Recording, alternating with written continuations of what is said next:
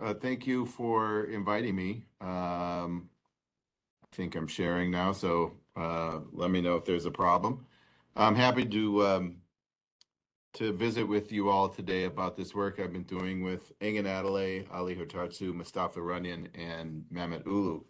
Engin, Ali, and I have been working together for quite a while on various issues related to vertical production chains, and there's an element of that in this paper as well, but it's really kind of built around a different core research question, and specifically something that none of the author team you see here has worked on before, and that's place-based policy. So we're learning as we're going a lot, and I'd be happy to hear any thoughts on the paper because it's certainly still in process. And I'll say, with the spirit of having this run like a regular seminar, you should feel free to ask questions at any time. We'll have time at the end too, but it's perfectly fine. Look, I work at Chicago. I get interrupted 18 times a minute, so it's totally fine. All right, so let's get to the matter at hand. As I said, this paper is about place-based policy and place-based industrial policy in particular. And I think place-based policies are common around the world. Governments engage in them quite often. And I think part of what's going on is this fact, which is well established in many different areas, that the within-country variation in average income levels can be quite large. Even, you're conditioning on the average level, income level of the country. Nevertheless, you're going to have big differences within countries. So, for example, here in the U.S., the poorest metropolitan statistical area has an income per capita that's about 1/4 that of the richest. Now, the richest one at this particular time is Midland, Texas. That's sort of driven by oil. But, if you want to average these values over, say, 3-4 decades, you'd probably find the richest being someplace in suburban New York and the poorest being maybe McAllen or someplace in Mississippi. And you're still going to find a ratio of 3-to-1. It's not unusual to see these big income differences. 2-to-1, certainly, if not higher. And Turkey, which is our setting today, the same fact holds. So the ratio between the wealthiest city, which is Istanbul, and the lowest income city is about 4-to-1, a little more than 4-to-1. So that's just the setting, I guess, for the reason why there are place-based policies. Now, you might say, well, you don't really need a place-based policy to address that. What you need is an income-based policy. And you might think that that's possible. Nevertheless, the fact, almost by revealed preference, the fact that almost every government engages in some sort of place-based policy suggests that income-based policies are not sufficiently targeted to achieve what they're trying to achieve. And that's basically what we're trying to do here is in this paper is measure what actually this policy is moving the needle on, both at the micro level and the macro level. So this is a very much micro to macro paper. I'll walk you through the details, of course, but we're going to measure at the micro level what the policy does for an individual producer, an individual establishment. And then we're going to take the estimates of those effects and then aggregate them up using a computational geographic by industry production matrix model to try to say in the macro what the effects of this industrial policy are. All right, so that's all background and just setting the table for the sort of thing we're going to be looking at here. To be a little more specific, we're going to look at a particular industrial policy, place-based industrial policy that Turkey implemented in 2012. And the structure of the program was that it obviously had eligibility had a geographic component. That's the whole point of the place-based policy. But it also had an industrial component. So eligibility was the confluence of a matrix. So two elements of the matrix, both industry and geography qualified you. And indeed, the size of the subsidy varied as well by geography in a way I'll detail in a second. So that's kind of in broad strokes what the policy is like. As I mentioned, we're going to first look at the micro effects of this policy. We're going to look at how being subsidized affect the activity level and productivity levels of the subsidized producers. And then we're going to use, by the way, in that analysis, the production network, which we see because we see the VAT tax collection. So we know which firms sell to what other firms and where they buy what other firms they buy their inputs from. So we see the entire input-output structure of the Turkish economy. We're going to use that to also look at spillovers within the micro-analysis. Then we're going to take the estimates from that micro-analysis and then, as I said, plug them into a macro model to try to understand the macroeconomic effects and then use the model to do counterfactuals to basically, well, I'll give a little bit of the ending away. It turns out this policy did not really make much progress in reducing per capita income gaps between the wealthy and the less wealthy areas of Turkey. And there are basically three possible leakage points where that desired effect, which I think it's fair to say that was the Turkish government's hope, why that wouldn't have happened. And our model is going to let us quantify each of those three potential leakages. So we'll be able to say not only that it didn't have much of a macro effect, but also why. Where did the effects go? And to give that away, to preview that, part of it was rather than in price or wage effects, it came up in quantity or employment effects. And also part of it was just geographic spillovers. If you target a producer in a poor region, but they buy, say, their inputs from another producer in a wealthy region, some of the benefit of the subsidy to the producer in the poor region is spills over into demand of the producer in the wealthy region. And those sort of geographic spillovers accounted for a significant portion of the effect of this policy and therefore was a sort of leaky bucket. I think we could discuss more whether the having an employment effect rather than a wage effect is undesirable. I would think that the Turkish government sort of viewed it as a kind of consolation prize. It wasn't the intended effect was to close wage gaps. Instead, it enclosed employment gaps. But that might not have been such a bad outcome. The third leakage point, by the way, is that landowners grab the rents. Classic Georgist implication, and there we don't find much of a quantitative role. But of course, I'll detail all these findings as we get into the analysis. Yeah, Matthias. So I understand that the main point probably was to sort of address these regional gaps in incomes or raise the income of poor regions.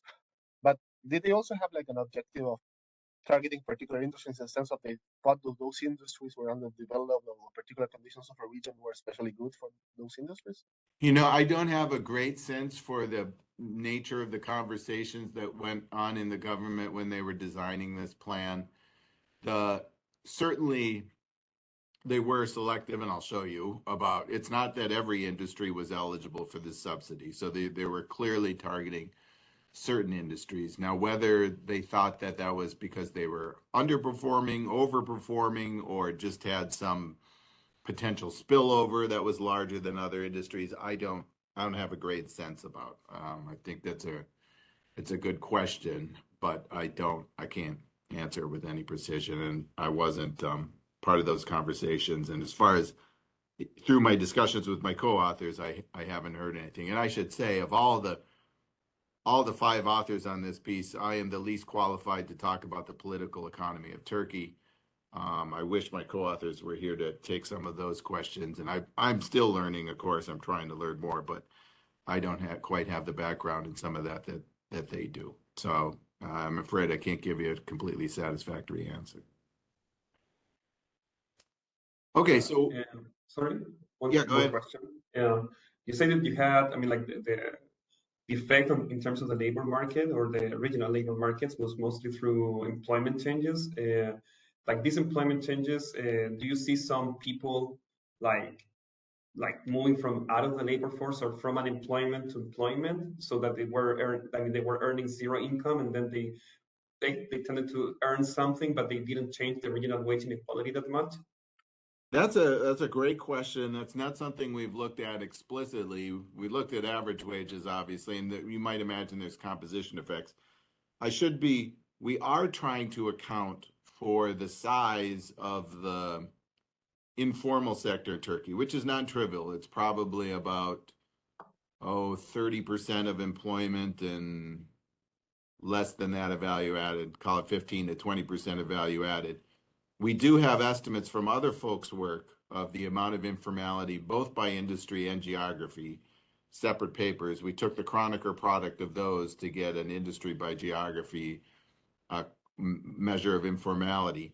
We use that to sort of scale up our macro estimates to get them to be whole economy estimates. Okay. So that element is in the paper. What is not, though, is your explicit issue about, okay, how much, when you see a change in employment, see a change in wages, what's the composition effect versus what's the within effect of given work or wage? I don't know, but that is something we might be able to make progress on. We're not going to know what they made in the informal sector, but we will know what they make. We'll see them move from informality into formality. So we might be able to make some progress on that. That's a good point. Okay, thank you. Mm-hmm. Okay, so the three broad research questions we're going to be addressing in the paper is, one, did the program move the needle at all at the micro level? Did it increase subsidized firms and industries' employment, investments, and productivity levels? Then the spillover issue, which I mentioned, we see the entire production chain. Does subsidizing firm A lead to increases in activity, productivity, et cetera, for the downstream buyer of A or the upstream supplier of A? And then the big question, the macro question is, did the program actually work to reduce regional wage inequality, both in the short run and the long run? The model is explicitly dynamic in a way I will describe, so we can project the effects of the policy going, not just while it occurred, but also going forward. And so we'll be able to answer the short run, long run issue as well. So in terms of answers, I've already hinted at some of these. Yes, there was a micro effect, 5 percentage point increase in the investment tax credit tied to the subsidy. And again, I will detail all of this, how big that is. It's a pretty big change. That corresponds to a 3.2% increase in firms' revenue total factor productivity. There were spillovers. Having subsidized customers or suppliers does spill over. The spillover in productivity space is actually quite small. It's about 1/20th of that 3.2% of the direct effect on TFPR. The sort of overall activity, if you look at employment or revenues, is considerably larger. So it really does, if your supplier gets subsidized, you're going to buy more for them. If your downstream producer or your downstream buyer gets subsidized, they're going to buy more from you. So that's very clear in the data. What's smaller is the actual productivity spillover there, which again is pretty de minimis, which ends up being actually quite useful for a macro model, because that means when we feed the impetus into the macro model, we're basically feeding it a productivity shock as estimated in number one here. We don't have to worry about productivity spillovers. We can basically assume that they're zero, because the shock driving everything is the direct productivity effect. So it just simplifies the macro analysis, the fact that there isn't a big productivity spillover. In terms of the macro question, I already told you what we found. Regional real wage inequality decreased by a very small amount, a couple tenths of a percent, and mainly due to two leakages. One is this employment rather than wage effect, just basically shifting, price versus quantity, and the other is the geographic spillover along the production chain. And as I mentioned, we don't find much of a role for increasing rents into land. All right. So the paper is kind of a confluence or at the nexus of three literatures. There's, of course, a literature out there, not giant, but existing, that's evaluated place-based policies. Most of these have been very much like micro policy evaluation papers, which is really the first half to two-thirds of our paper. And, you see a policy, you look at how things change before and after, and control group, there you go, there's your estimate of the effects of the policy. That's what we're doing. We're just doing it in a different setting. So we have a lot of common ground with that literature. Most of that had sort of basic treatment of spillovers, more horizontal than vertical. Because of the data we've got, again, the entire production network of Turkey, we're going to be able to do, I think, a richer treatment of potential spillover effects. And then also we're borrowing computational apparatus from the trade literature, and we're just pulling this computational industry by geography model off the shelf. We're not modifying it in any way. We're just using it to look at within country cross-regional trade rather than cross-country trade, which is how the model's been used in the trade literature. But we're going to be borrowing what they've built to look at the sort of macro Turkey-wide effects of these place-based policies. So we're touching each of these three literatures and putting elements of them together. Okay, so here's where we're going to go. First, I'll explain how the program worked. Then I'll do the micro analysis, looking for the effects of subsidies. Then we'll do the spillover analysis, and then finally do the macro stuff. Is there a question? Yeah, this is Federico from the bank. Maybe this is a bit beyond of what you want to do, but I just want to get your thoughts on big picture. Do you entertain with the model a possibility of just using the same amount of resources in a different way to reduce spatial inequality, and how that would work? Like, for example, giving just subsidies to workers directly, subsidize income, or like a different way of allocating the policy across space that would sort of generate the greatest reduction in spatial inequality possible. Is that something you can sort of play around with the model? Yes, I think so. Certainly you can. Well, the way we use the model is to take the policy as done and then decompose it into the various channels through which it had effects and where the leakages were. But you're right, we could have taken this model and said, well, what if instead of applying subsidy of this many lira here, we applied it over to this region here, or this industry region combination, and you could crank through that in the model, and you could do that. You would be able to find also the optimal policy, at least within the lens of the model. The model, the agent that you care about is the worker. The worker is basically choosing where to live. This is a migration-based model, which is a key element, which we'll get to in a second. They're trying to choose a location where they maximize their present expected value of consumption. So you could do that. We haven't done that. I guess we wanted to focus on trying to figure out why it didn't move wage inequality, but certainly we have the apparatus, and we can discuss whether we want to solve for an optimal policy. I'm just thinking off the top of my head, I don't know if we would have to brute force every possible combination of industry by geography,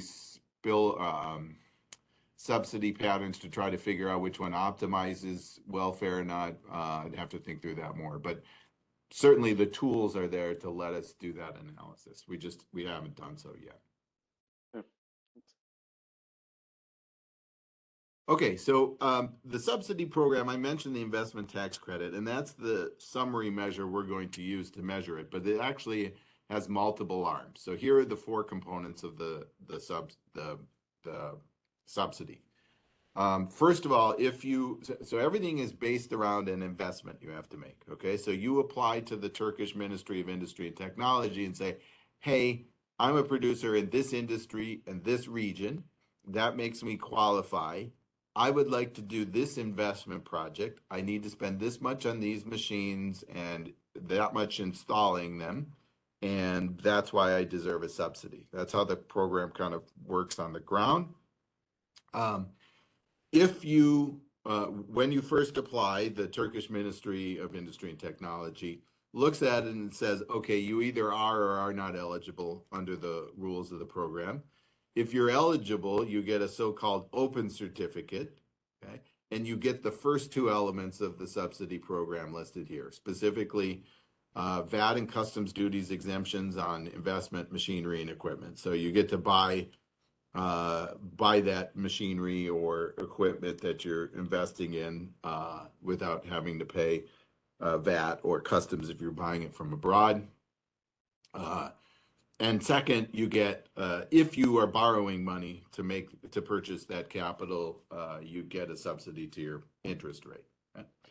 Once you have installed the machinery and are using it in production, you wait for someone from the Ministry of Industry Technology to come visit. They verify that you have indeed installed the capital and it is being used to produce stuff. And then the third and fourth elements of the subsidy turn on, specifically the corporate tax credit, as well as a subsidy to your employees' contributions to the Social Security system. Now, elements 2, 3, and 4 all scale up with the income of the region. Well, scale inversely with the income of the region. So the poorest regions, and I'll show you where the regions are in a second. The poorest regions get the largest subsidies, whereas the largest subsidy to interest rates, the largest corporate tax credit, and the largest subsidy to employee Social Security programs. We are going to, even though this is a multi-component subsidy program, we're only going to use one metric, and that is specifically the size of the corporate tax credit that the producer gets, or in some specifications, the region industry gets. And that's because it's not obvious to us how to create an index that summarizes all of these four things.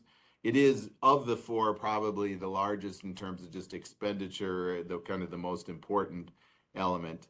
But all that said, that means we're actually measuring the subsidy with error, because you're not just getting the corporate tax credit, you get these other things.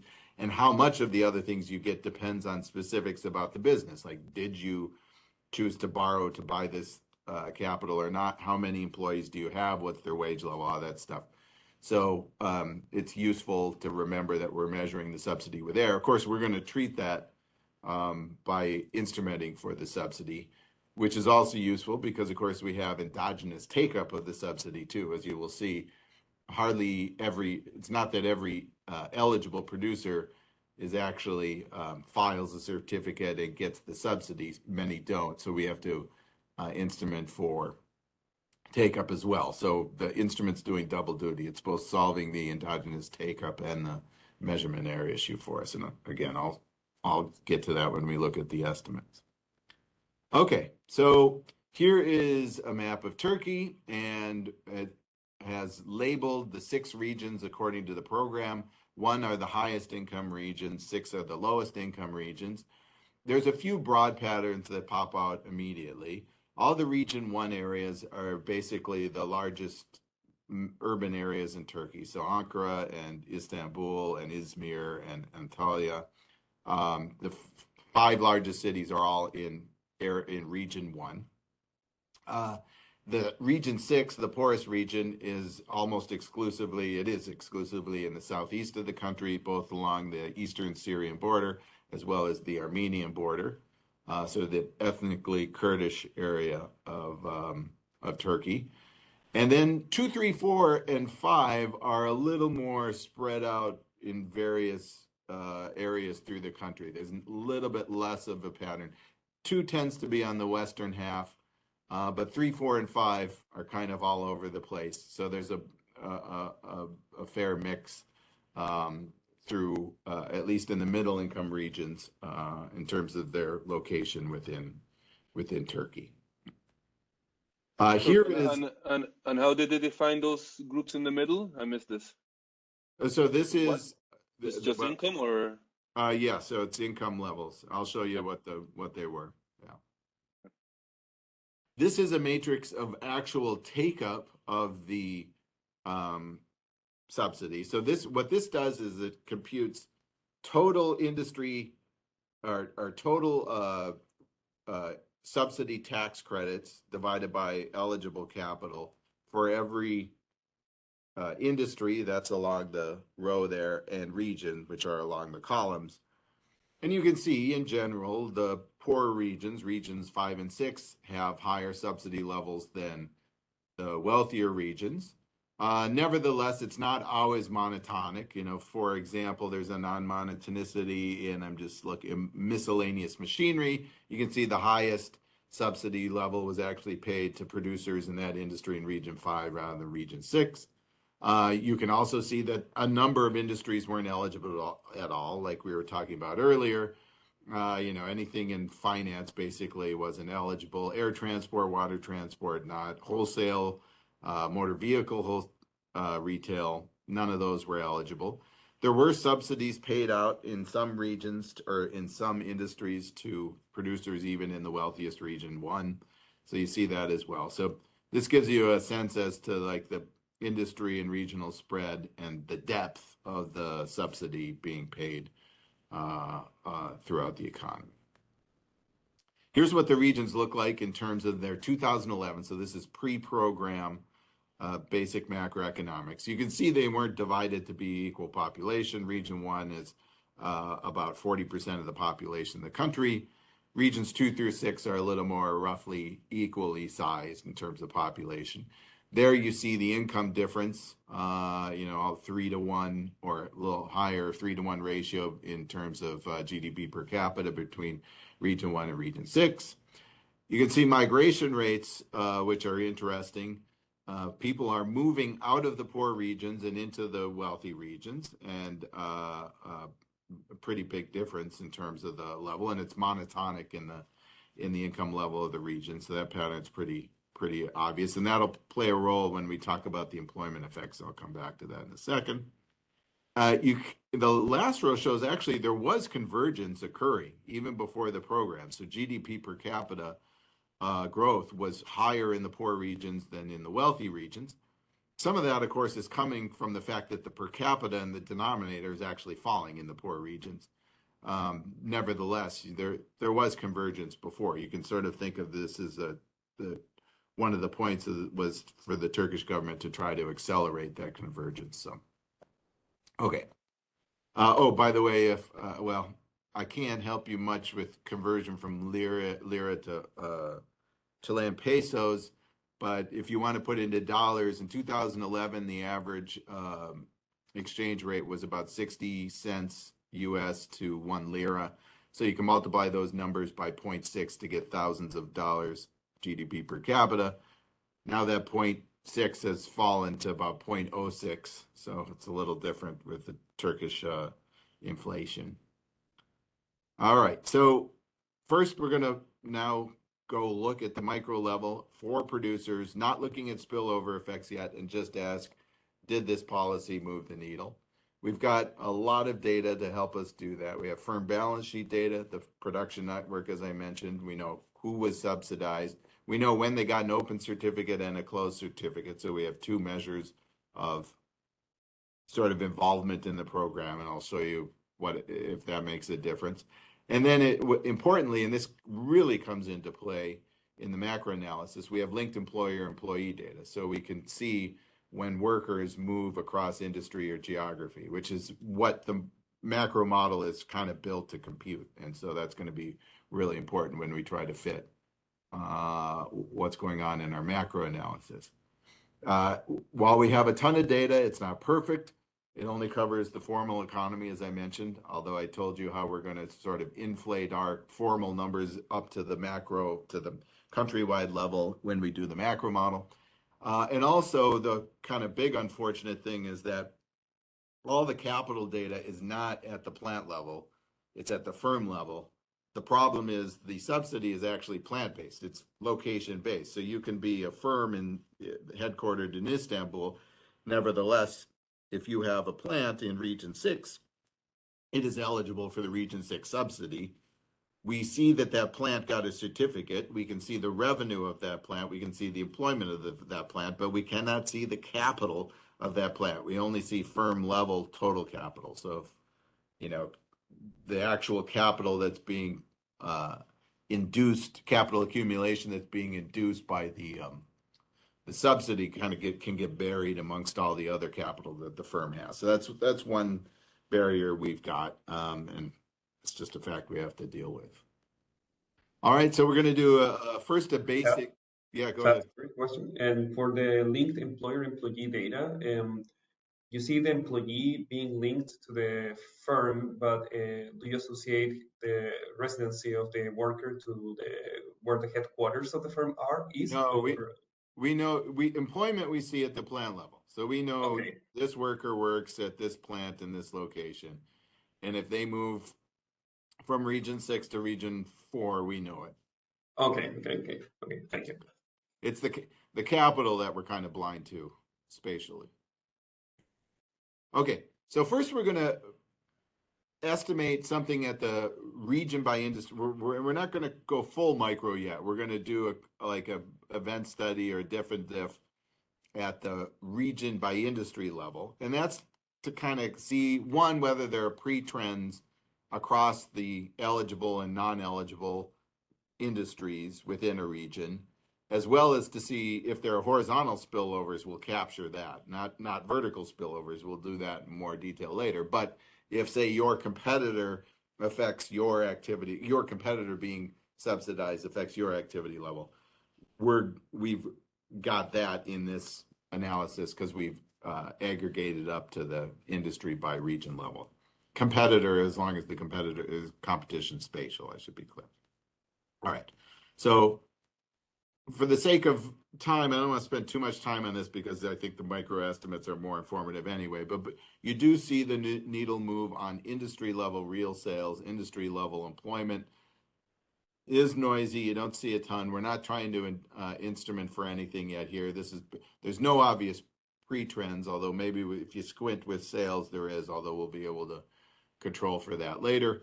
But looks like in broad strokes, the subsidy is doing something. And if you actually look in terms of where those increases in sales come from, whether it's on the intensive margin or the extensive margin, you see that both are at play. So total sales goes up, but it's not just coming from increases in sales among existing producers. If you look at the log number of but should be establishment, sorry, in the industry region, that goes up with the investment tax credit as well. So it does seem to induce an increase in activity in the region when a particular industry region is being subsidized more. Right? So that's just kind of a broad scope check. Now let's drill down to the producer level. This is now looking as a plant level analysis. Okay, so if you run OLS on whether you got the subsidy or not, you find a positive correlation between getting the subsidy and this is, hold on, I'm sorry, I have to hide my bar. I can't quite read everything on my, oops.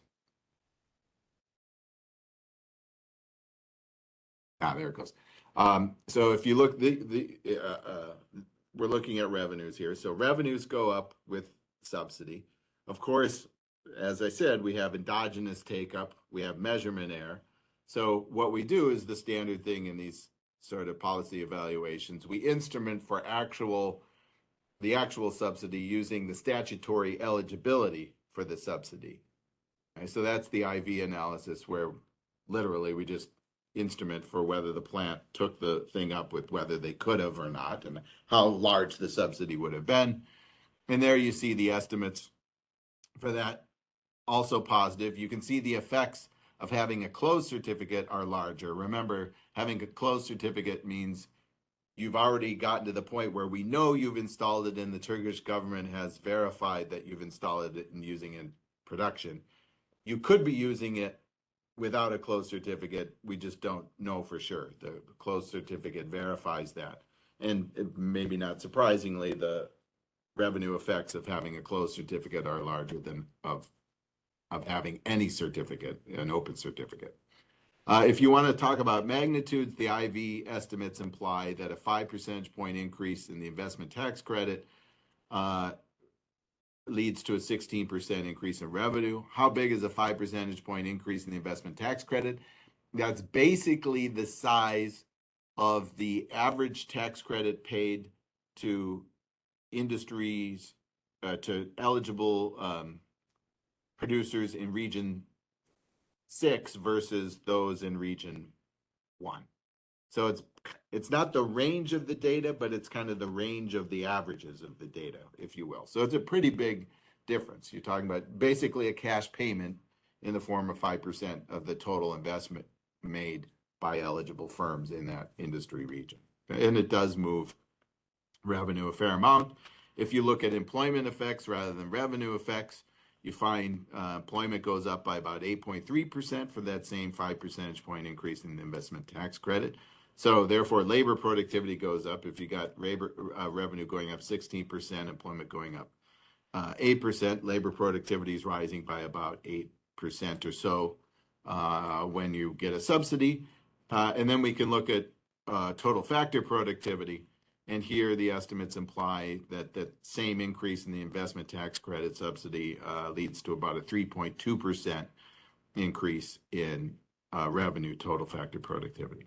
Okay, so to sum up, at the micro level, being subsidized makes you bigger, both in terms of revenue and employment, and it makes you more productive. Okay, I think we don't have the kind of data that would really let us nail the mechanism through which productivity increases. One possibility is it's basically like a vintage capital story where, some element of technological progress is embodied in the capital. And when you make investments, you get new capital. That new capital replaces your old capital that had a lower productivity level.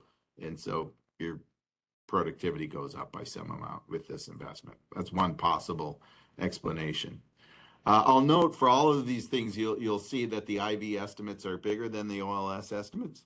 That can come from one of two things. One, which is the measurement error I already talked about. And the other would be that take-up is actually negatively correlated with initial levels of activity, which we're actually looking into to see whether that makes sense. There is there's a reason why you can tell a story where if there's fixed costs of participating in this program, a bunch of small firms won't do it. And that could give you this pattern if small firms are systematically less productive or have less expected effects from the subsidy than others. And that could be one possibility that would give you the bias that we're finding, along with the measurement error issue. Okay, so that's the micro level analysis. We haven't yet. Yeah, go ahead. Could you look at differences across sectors, because in this development technology and the characteristics of different industries, the effects of subsidy might be different. Yeah, we could cut the sample any way we want. We could look to see whether effects are bigger for these kind of industries than that industries, or if there are region-specific effects. Let me propose that to my co-authors.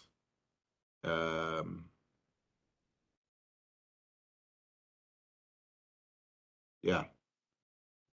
Thank you. Okay, none of the analyses I just showed you account for spillovers. Now we're going to account for spillovers, and we can do this because we got the data.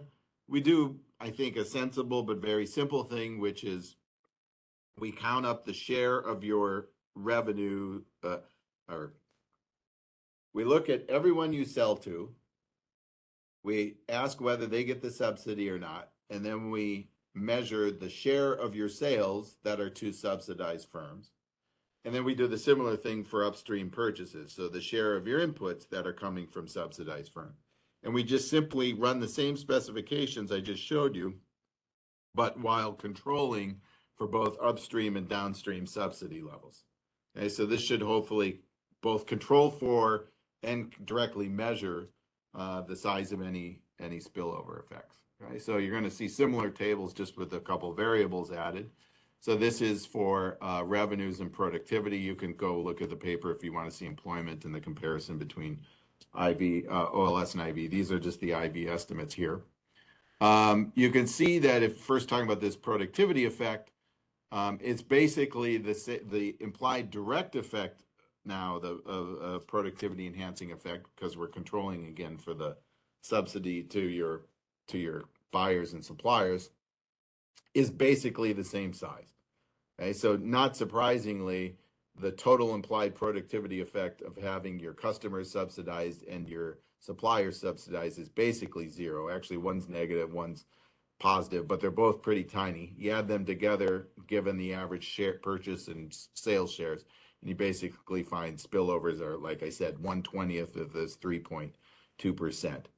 So the short of the long is there's basically not a big productivity spillover. And again, that helps us out in the macro analysis because we only need to feed the one stimulus into the model. We don't need to worry about feeding in spillover shocks as well.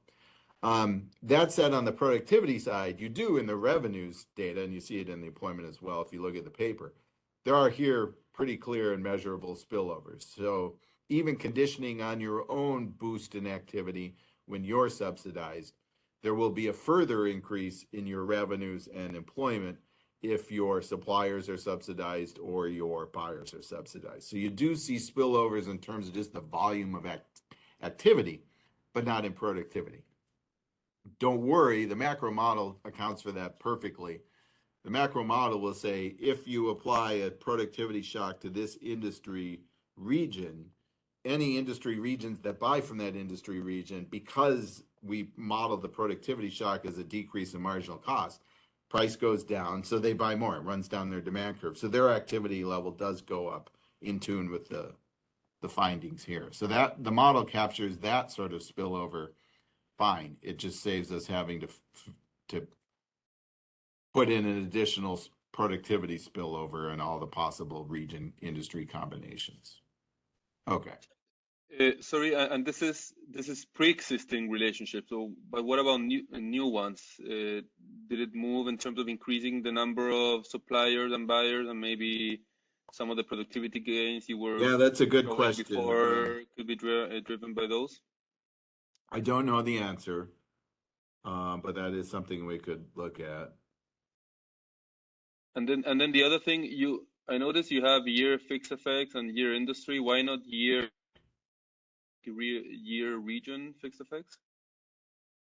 Because I assume you still have heterogeneity like within a region. Like I mean, like take up is not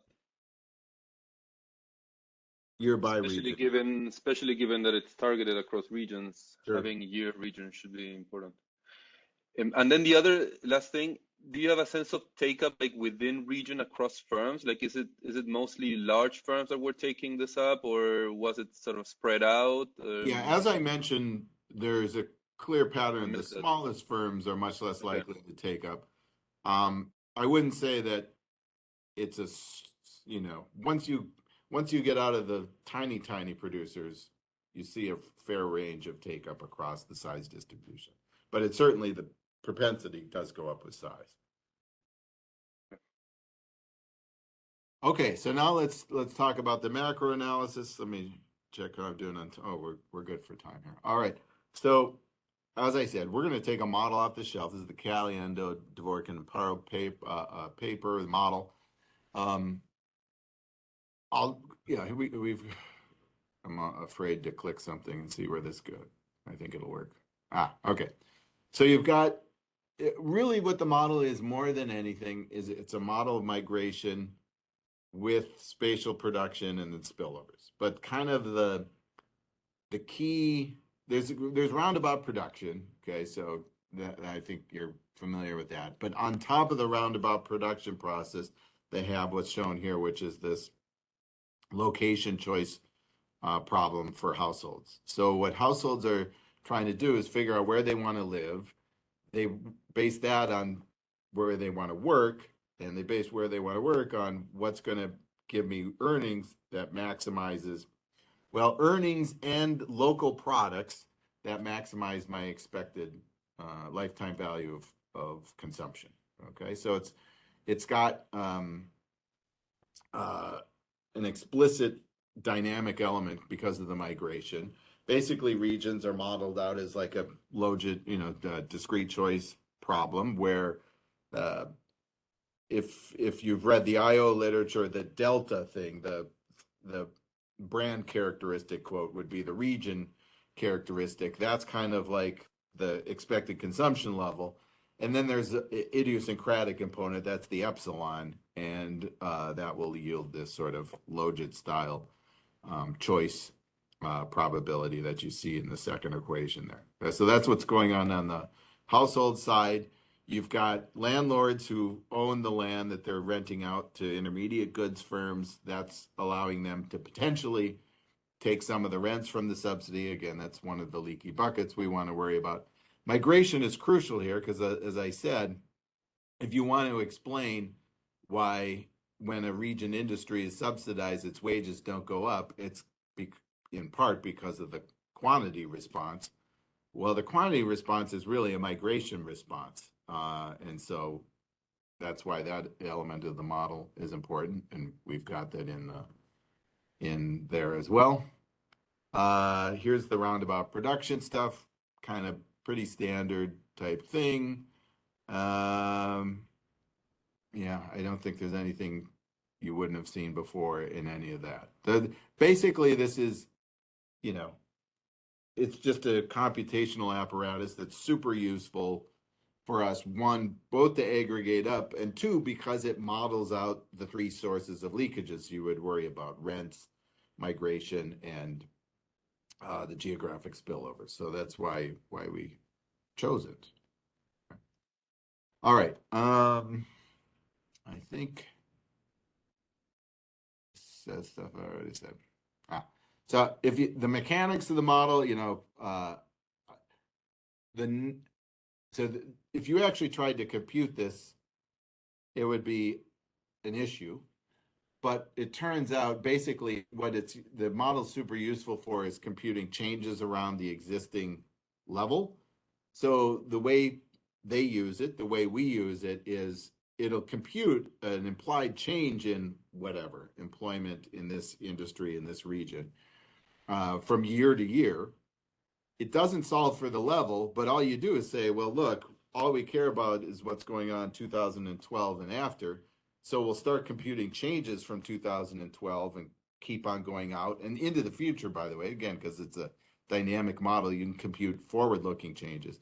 And you just start with the actual 2011 data and then apply the computed changes. So you basically chain together the model's predicted changes to get the levels. So that's the computational element. Okay, so this is one way to look at what we're putting into the model. Okay, what this is, it shows the expected effect on productivity of subsidies applied at the region levels. This has been aggregated over all the eligible industries in a region. Okay, and you can see that both because of the statutory eligibility rules and endogenous take-up, the poorer regions had a bigger implied productivity increase than the wealthier regions. Okay, it's not completely monotonic, but region 6 is by far the biggest. Region 1 and 2 are some of the smaller ones. You can think of what we're doing as applying time series like this. We're putting that into the model. It says, hey, and it also varies by industry in a way I can't show you here in a two-dimensional figure. This industry, this region sees a X% drop in its marginal cost this year because of the subsidies paid to producers in that industry region that year. And then crank. The model tells you, okay, you work that through the production network, you let the landlords adjust rents, and you let people migrate in response to that. Boom, here's how outcomes change from this year to the next. And then we just go forward and do that year after year. Right? Okay, so I think this just describes stuff I've already mentioned. Here are some results. This is the total wage effect by region. So again, we're aggregating across industries within a region here. You can see that the stimulus of the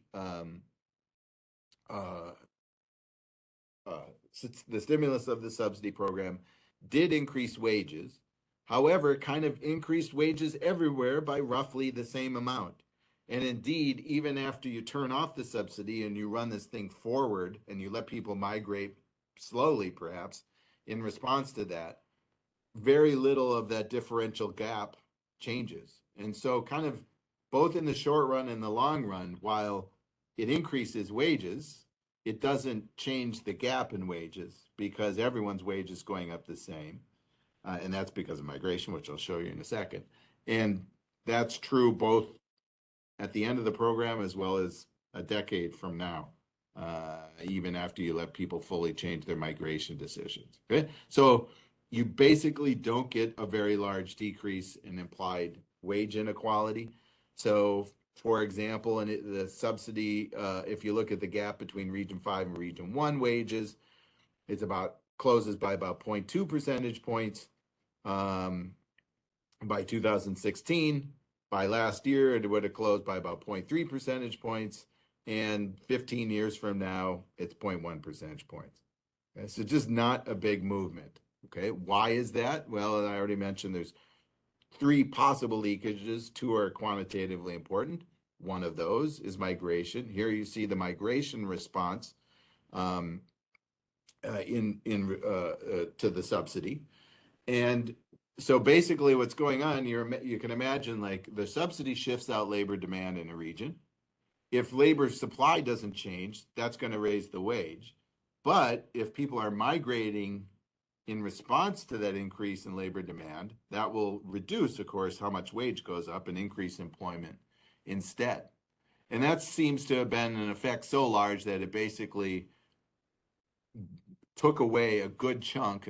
In the end, I'll show you about 50% of the potential wage growth was handled by migration. Now, that said, if you told the Turkish government, well, this subsidy program, you want it to close income gaps, it's not really going to do that, but it will reduce employment gaps, they might have been willing to say, okay, that's fine, we'll take that instead. Okay, so this is not necessarily a pure leakage in that sense, but it is a leakage that keeps income gaps from closing. The other thing to remember is that, the poor regions actually had negative population growth. There already was out-migration at a fairly good rate. So when you think of migration in this sense, and migration to where subsidies are happening, what you really should think of is it's not that people in Istanbul are picking up and moving to Southeast Turkey. Rather, the people in Southeast Turkey who were moving to Istanbul move out at a slower rate than they did before. That's the migration response. That's the quantity response that we're picking up here. Okay, so we're going to look now, we're going to quantify this effect of employment as well as these other 2 potential leakages just by doing counterfactuals where we turn off each element in kind and say, okay, if we don't allow migration, how much would wages have gone up? If we force every region to be autarkic, so there's no cross-region trade, how much would have wages gone up? If we get rid of landlords, how much would have wages gone up? And here are the pictures, useful to see, I think, in broad scopes, but perhaps the best summary of what actually happens is this table. So the first row of numbers I already told you about. This is what's implied by fitting to the model to the data as observed. You get very little decrease in wage inequality. If you turn off migration, now you find something to the tune of the long run effect of 2 percentage points. If you turn off migration and autarky, that doubles to about 4 percentage points. If you turn off the landlords, it doesn't really change much at all. Okay, so the way to think about it is the maximum possible wage effects of this program would have been about this 4%-ish number. It looks like about half of it was lost to just this geographic spillovers. Again, you're subsidizing some producer in Southeast Turkey. If they're buying inputs or selling outputs to a producer in Istanbul, that producer in Istanbul is going to get part of the benefits of the subsidy, even though, of course, that's not where you were targeting it. And the other half is lost to migration. It comes as a quantity effect in the labor market rather than a wage effect, which, again, I think the Turkish government would view the former as like a pure leaky bucket. The latter might be a consolation prize. landlords don't seem to play much of a role at all here. Okay, so to wrap up, I've done both a micro and a macro analysis of this place-based program. At the micro level, eligible firms that took up the program did move the needle. The IV estimates suggested that the expected treatment effect, even for those who didn't take up, would have been positive. Revenues go up, employment goes up, productivity goes up. There are spillovers in terms of activity, but not in productivity. We then plug those estimates into the macro model to try to compute the total effect, and that's what we just finished talking about. So I will spare you from a recap of that. So just one comment in closing. All of this was sort of on what did this policy do? None of it has been about what did this policy cost. Okay, the Turkish government is doing expenditures to do this subsidy program. It has a social cost of funds. If we want to do a full-blown welfare analysis of the program, we have to know basically what did it cost the Turkish government to actually raise this? I mean, if we want, that's the minimum we'd have to do. We'd have to ask, are there misallocations coming from here? Are there good reasons to think you want to subsidize these regions? Are there agglomeration externalities or something that would justify subsidizing these producers in these poorer regions and not spending money on somewhere else instead? So there's a lot of unanswered questions here that we are trying to do a big scope analysis, but it's still limited in its scope. This is not like the grand the grand optimal policy for Turkey. This is just kind of writ large. What did this particular place-based policy do? All right, that's all I've got for you today. I'm happy to take any other questions you might have. So thanks, Ted. Are there any other questions or comments? Yeah, hi, Chad. This is Mario from the bank. Hi.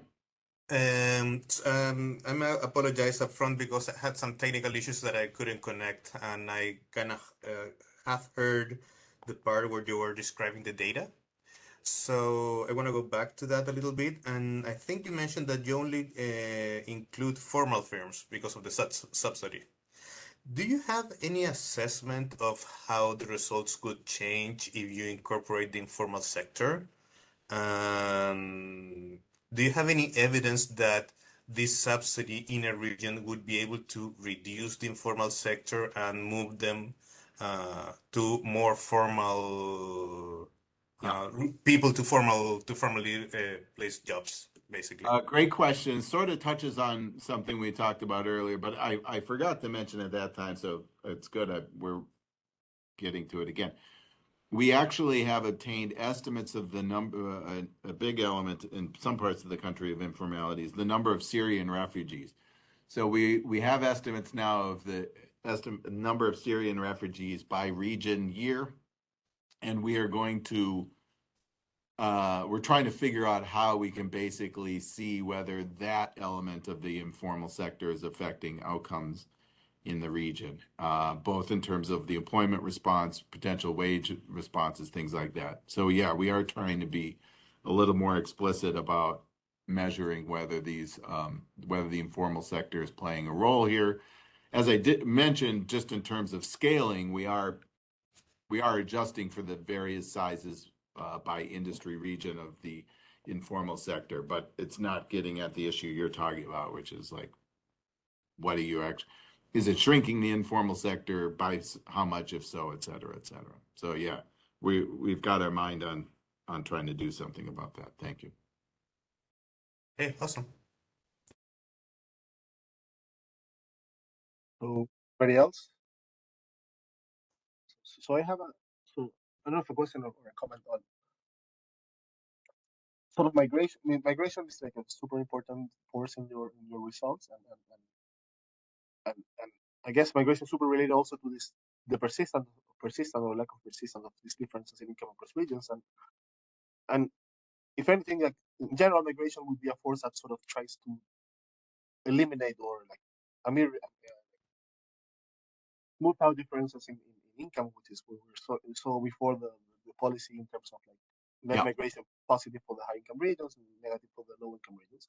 And then you get this result that this increase in sort of the relative weight of the low income regions or the subsidized sort of partially reverts the migration flows. But Yes. I also, if there's any way to look at sort of the composition of migration, because and then this I guess relates to sort of this industrial composition thing in terms of, I guess, like maybe in response to this policy, certain industries develop, and those industries were especially attracted to certain types of workers than relative to others. And I guess my point is sort of the composition of migration, so the skill composition of migration and the skill composition of industries is going to be related, I guess, to sensitivity of how migration responds to this difference. Because you still have, like, what I'm trying to say, you still have these very large differences in income across regions that sort of drive migration. And then you get this sort of minor increase in the income of a given region that sort of has an important effect on migration. And I guess it's those two elasticities seem different, and I guess it's can be related to the sort of the composition of migration and who types of workers tend to move in one case related to the other. And I don't know if there's any way to look at sort of that, at sort of the industry composition of employment and sort of the skilled or Yeah, so we can look level. at, certainly we can look at the industry composition. I don't think we know in the linked employee data. This is Turkey, not Scandinavia, so we don't know everything about everybody in the data. So we would have like work history, so we would know experience levels, but we're not going to have education or some of the more commonly used measures of skill. But just as a general answer, yeah, anything we can measure, we can cut all of these macro effects into compositional differences, which I agree would be interesting for a lot of things.